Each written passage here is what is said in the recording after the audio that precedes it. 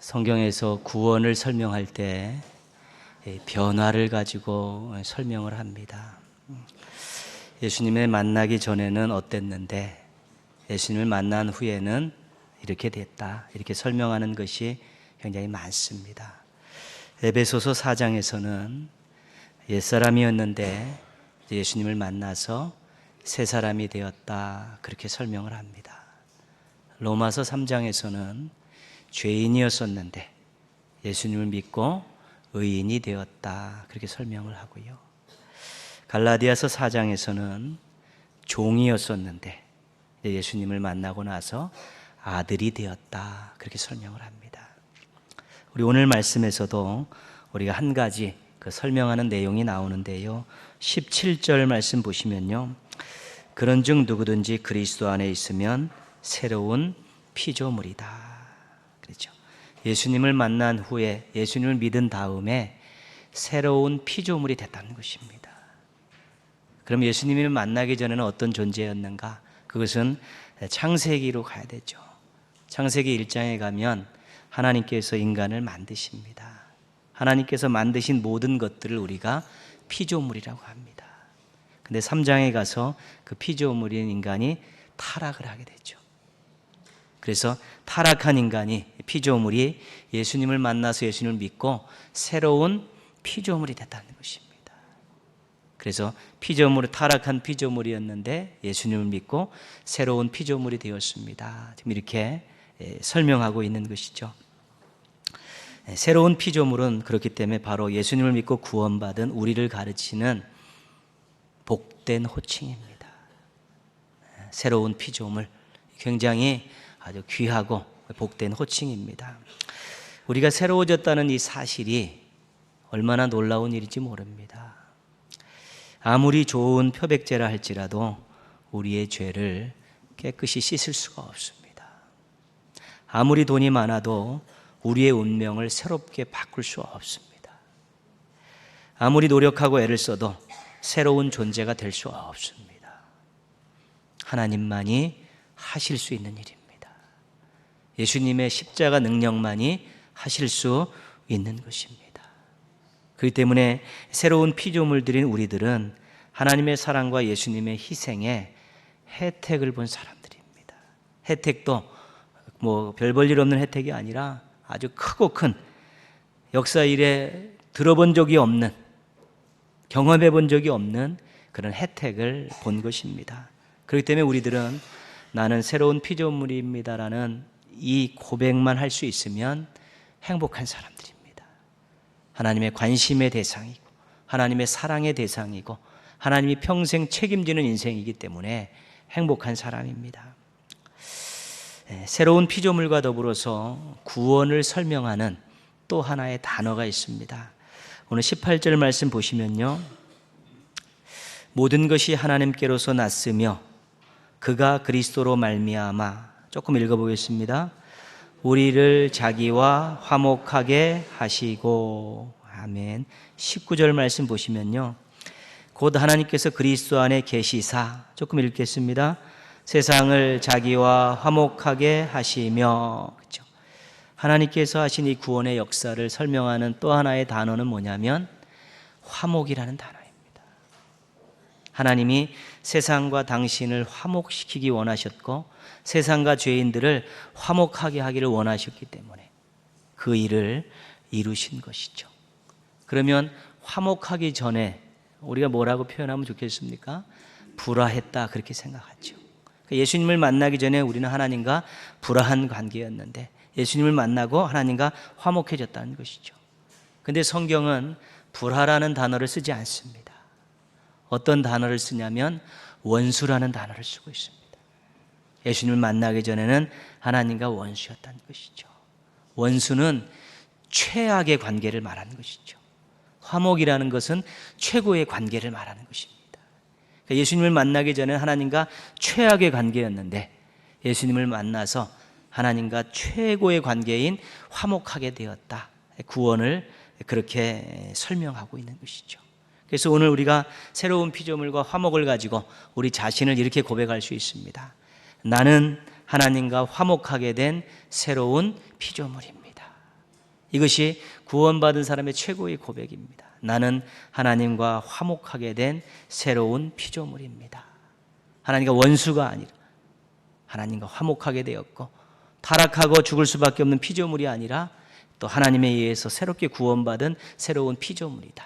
그래서 나는 하나님과 화목하게 된 새로운 피조물이다. 3번 말씀드렸으니까 외울 수 있겠죠? 한번 같이 한번 해보겠습니다. 시작. 나는 하나님과 화목하게 된 새로운 피조물이다. 아멘. 이것이 우리의 진정한 고백입니다. 나는 하나님과 화목하게 된 새로운 피조물이다. 근데 우리가 하나님과 화목하게 되고 새로운 피조물이 된 이유에 대해서, 원인에 대해서 18절에서 말씀하고 있는데요. 어떤 단어에 주목해야 되냐면 그리스도로 말미암아, 그리스도로 말미암아 하나님과 화목하게 되었고 새로운 피조물이 됐다는 것이죠. 그리스도로 말미암아는 그리스도 때문에, 그리스도를 통하여, 그런 의미가 있죠. 그러나 더 근본적인 의미는 어떤 의미냐면 그리스도께서 대가를 치르셨기 때문에 그런 뜻입니다. 어떤 대가를 치르셨습니까? 우리가 당할 고난을, 우리가 당할 죽음을 십자가에서 대신 대가를 치르셨기 때문에 우리가 하나님과 화목하게 됐고 새로운 피조물이 됐다는 것입니다. 갈라디아서에서는 이 부분을 어떻게 설명하냐면 우리를 위하여 저주를 받으셨으니, 그렇게 설명하고 있습니다. 율법 아래에 있는 우리가 저주받아야 될 인생들인데 예수님께서 나무에 달려서 죽으심을 통해서 스스로 저주받은 자가 되었다는 것입니다. 그래서 우리가 하나님과 화목하게 됐고 새로운 피조물이 되었다, 그렇게 고백하는 것이지요. 이 구원의 진리를 설명드리는 이유가 있습니다. 예수님의 십자가 고난과 죽음은 구원받은 사람들에게는 감격이어야 합니다. 하나님이 독생자를 보내주셨다. 예수님이 십자가에 달려 돌아가셨다. 그래서 내가 하나님과 화목하게 되었고 새로운 피조물이 되었다라는 이 진실된 고백을 할 수 있는 신앙인의 가슴 속에는 감격이 사라지지 않는 것입니다. 신앙인의 여러 가지 특징 가운데 하나가 감격입니다. 죽었다 깨어나도 내 스스로 할 수 없는 이 일을, 아무리 애를 써도 할 수 없는 이 일을 하나님께서 예수 그리스도에게 대가를 치르게 하심으로 나에게 이루어 주셨고 나에게 선물로 주셨다는 그 고백 속에서 늘 감격이 있어야 되는 것입니다. 신앙인이 이 구원에 대한 감격이 사라지는 순간에 그 신앙은 정체되기 시작합니다. 그리고 하락하기 시작하고요. 더 이상 신앙으로서 어떤 제 역할을 감당할 수 없을 정도의 그런 불능의 상태로 빠질 확률도 굉장히 높아지는 것입니다. 예수님의 십자가 고난과 죽음의 의미를 아는 사람들은 그저 그렇게 살 수 없습니다. 어떻게 새롭게 얻은 인생인데요, 예수님 믿기 전처럼 그저 그렇게 살 수 없는 것입니다. 이제 정말 값지고 정말 멋지게 살아야 될 책임이 있는 것이고요. 예수님이 대가를 치르심의 혜택을 본 사람들은 자기만을 위해서 살아서는 안 되는 것입니다. 하나님이 독생자를 포기하시고 예수님이 당신 생명을 포기하셔서 새롭게 하나님과 화목하게 한 새로운 피조물로 만들어 주셨기 때문에 그 인생이 자기만을 위해서 사는 인생이 되어서는 안 되는 것입니다. 하나님의 사랑, 예수님의 희생을 기억하면서 우리도 사랑하며 희생하며 살아야 되는 것이죠. 그렇기 때문에 그것이 세상 사람들의 삶과 신앙인의 삶이 다른 이유입니다. 감격을 가지고 그저 그렇게 살아서는 안 되겠습니다. 나만을 위해서 살지 않겠습니다. 이러한 감격과 삶의 태도가 진정으로 예수 그리스도께서 저주받고 대가를 치르심을 통해서 하나님과 화목하게 되고 새로운 피조물이 된 우리 신앙인들이 갖고 살아야 될 진정한 삶의 태도인 것입니다. 감격. 그저 그렇게 살아서는 안 됩니다. 자기만을 위해서 살지 않겠습니다. 이 3가지는 잊지 않으셔야 되는 것입니다. 그런데 하나님과 화목하게 된 우리들에게, 새로운 피조물이 된 우리들에게 하나님께서 아주 강력하게 주시는 말씀이 있습니다. 18절 말씀 가시면요, 뒷부분에 또라는 단어가 있습니다. 또 다음부터 읽겠습니다.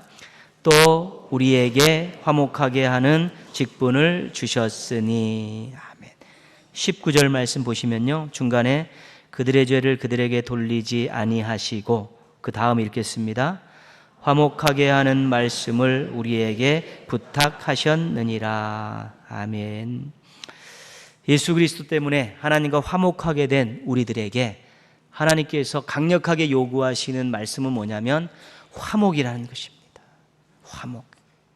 이것은 너의 사명이니까 화목해 하는 일들의 주도적인 역할을 감당해라. 이것은 너에게 주시는 명령이니까 이 화목하게 하는 일에 순종하며 살아라. 우리에게 그렇게 요구하시는 것입니다. 이 사명의 첫 번째는 구원과 관련된 것입니다. 20절 말씀 같이 한번 읽겠습니다. 그러므로 우리가 그리스도를 대신하여 사신이 되어 하나님이 우리를 통하여 너희를 권면하시는 것 같이 그리스도를 대신하여 간청하노니 너희는 하나님과 화목하라. 아멘. 하나님과 화목하라는 이 외침은 불신자들에게는 예수님을 믿으라는 소리고 신자들에게는 회개하라는 소리입니다. 이미 하나님과 화목한 죄의 문제를 예수님이 해결함 받고 하나님과 화목을 이룬 신앙인들이 지 마음대로 살고 말씀에 어긋나고 살고 세상약 즐기며 살게 됐을 때 하나님과의 화목에 문제가 생기는 것입니다.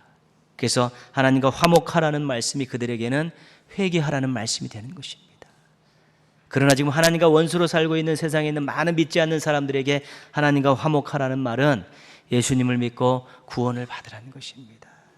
그래서 우리가 예수 그리스도의 구속의 은총으로 하나님과 화목하게 된 그 감격을 가지고 이제는 주변에 있는 예수님을 대신해서 하나님의 사신이 되어서 구원의 통로가 되어서 주변에 있는 많은 사람들과 하나님과 화목하게 하는 이 일에 우리가 주도적인 역할들을 감당하기를 원하시고 계신 것이죠. 교회에서 우리가 5대 운동을 하고 있습니다. 여러분 요람을 보시면 뒤에 나와 있고 오래전부터 알고 계셨던 분들, 실천 알고 계신 분들은 다 기억하는 내용이죠. 교회는 내 친구, 성경은 내 친구, 예배는 내 친구, 이웃은 내 친구. 다섯 번째가 뭐냐면 오르바를 찾아서입니다. 그리고 이게 부활절부터 추수감사절까지 부활의 감격과 추수의 감사를 하고 있는데 두 가지입니다. 오르바를 찾아서 사랑의 쌀 나누기, 두 가지죠. 모든 운동마다 오르바를 꼭 집어넣는 이유가 있습니다. 오르바는 세상에서 태어나서 예수님을 만나지도 못하고 세상에서 죽어가는 사람들을 오르바라고 이야기합니다. 예수님이 정말로 필요한 사람들이 오르바고요. 하나님과 원수로 살고 있는데 하나님과 화목되어야 될 사람들이 바로 오르바들입니다. 그런데 우리가 정말로 그런 사람들을 찾아서 한 명을 찾아서 가슴에 담고 이름을 적어서 중보기도실에 넣고 그렇게 함께 기도하면서 섬기다 보면 첫 번째 어떤 일이 있냐면 그 사람에게 새로운 인생, 복된 인생을 선물로 주는 놀라운 일이 되는 것입니다. 우리가 사랑하는 사람에게 무언가 좋은 것을 주고 싶지 않습니까? 그 인생이 행복하길 원하지 않습니까? 그런데 정말 내가 하나님과 화목해 보니까 이런 인생이 없다는 것이죠. 이렇게 행복하고 만족한 인생이 없고 소망 있는 인생이 없다는 것인데 나의 사랑하는 사람이 여전히 오르바의 자리에 머물러서 하나님과 화목되지 못하고 있다면 우리가 그분의 이름을 불러가면서 그분을 섬기면서 교회와 더불어서 함께 기도하면서 또 전도폭발팀을 앞세워서 그분을 하나님과 화목하게 하는 일에 최선을 다해야 되는 것입니다. 그게 진짜 사랑하는 것입니다. 하나님께서 사명으로 맡겨주신 일이기도 하고 순종하라고 주신 명령이기도 하지만 정말 상대방을 사랑한다면 그분을 오르바로 정해서 우리가 그분을 가슴에 품고 기도하며 섬기면서 교회 중복에서 또 그분의 이름을 놓고 기도하고 전도폭발팀이 찾아가서 복음을 제시하면서 하나님과 화목하게 하는 이 일들을 꼭 해야 되는 것입니다. 이것이 하나님과 화목된 자가 하나님께 순종하고 하나님께 주신 사명을 감당하는 아주 가장 귀하고 초보적인 일임을 잊지 않아야 되는 것입니다. 또 한 가지 중요한 것은 뭐냐면 오르바가 가슴에 없으면 은혜를 모르게 됩니다. 내가 하나님과 화목하게 된 것이 얼마나 큰 은혜인데 또 한 명의 오르바를 가슴에 품고 하나님과 화목시키려는 그러한 의지가 발동하지 않으면 그 속에 은혜는 점점 사라지게 되어 있습니다. 은혜가 사라지면 감사가 사라집니다.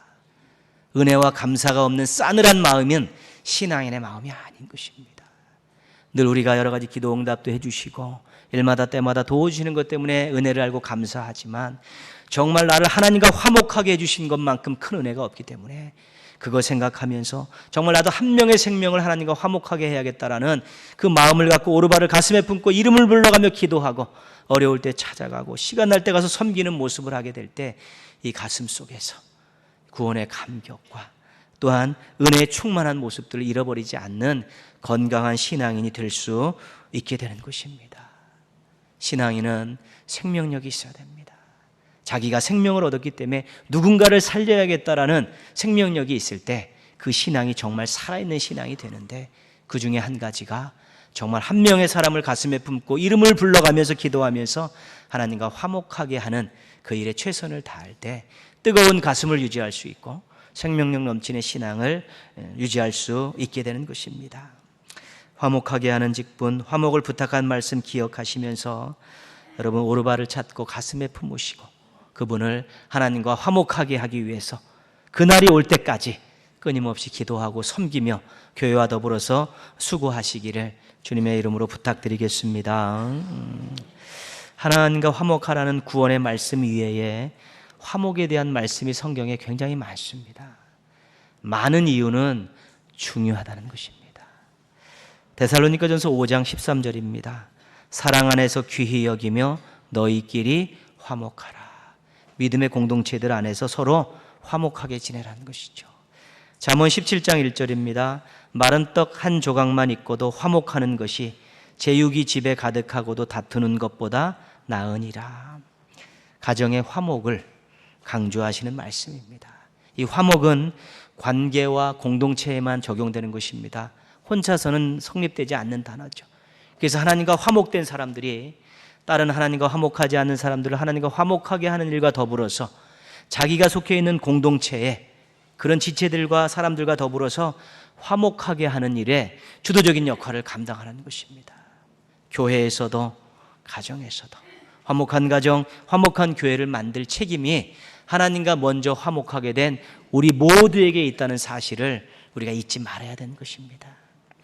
우리가 5월 가정의 달로 정해서 그렇게 한 달을 보내고 있지 않습니까? 어린이날도 있고 어버이날도 있고요. 그래서 그날을 보내면서 축하도 하고 감사도 하면서 부모의 도리도 생각해보고 또 자녀의 도리도 생각해보고 우리 가정이 정말로 하나님이 기뻐하시는 가정인가 확인도 해보고 그러면서 5월 가정 한 달을 보내는 것인데, 늘 그러시겠지만 올해도 가정을 생각하시면서 화목이라는 주제를 가지고 한번 점검해 보십시오. 우리 부모와 자녀 간의 관계가 불화하지는 않은가? 부부 간의 관계가 불화하지는 않은가? 형제 간의 관계가 또 불화하지는 않은가? 내가 하나님과 화목된 자로서 하나님께서 화목한 가정을 이루시기를 원하시는데 혹시 우리 가정이 화목하지 못한 부분이 어떤 부분인가? 이런 부분을 찾아서 고치려 하고 또 기도하고 또 함께 모여서 더불어 화목하게 하는 가정을 만들어가게 될 때 그것이 진짜 신앙인의 가정이고 하나님의 기뻐하시는 가정이 되어질 수 있는 것입니다. 어린아이들에게 짓궂은 질문은 무엇인가 하면 아빠가 좋냐 엄마가 좋냐이죠. 그 질문을 받았을 때 아이들이 여러 가지 반응을 합니다. 빙그레 웃으면서 눈치를 보며 대답을 회피하는 아이들도 있고요. 또 어떤 아이들은 똑같이 좋아요 그렇게 대답하기도 하고요. 어떤 아이에게 아빠가 엄마가 좋냐 아빠가 좋냐 물으니까 아빠가 좋아요 그랬습니다. 너무 기뻐가지고 아빠가 얼마나 좋으냐 물었더니 엄마만큼 좋아요 그랬다는 것이죠. 아이들이 우리들이 그냥 우스갯소리로 야, 너 생존의 법칙을 안다 그렇게 이야기하지만 아이들 눈에도 자기가 한쪽 편을 들었을 때 뭔가 심상치 않은 일이 생길 것 같다는 것들을 안다는 것이죠. 그래서 그러한 일이 없었으면 하는 마음으로 나름대로 그 어린 아이들도 그렇게 불화가 생기지 않는 대답들을 하고 있다는 것이죠. 가정의 화목은 어른들에게 달려있는 것입니다. 부모에게 큰 책임이 있는 것입니다. 먼저 하나님과 화목되셨기 때문에 그렇습니다.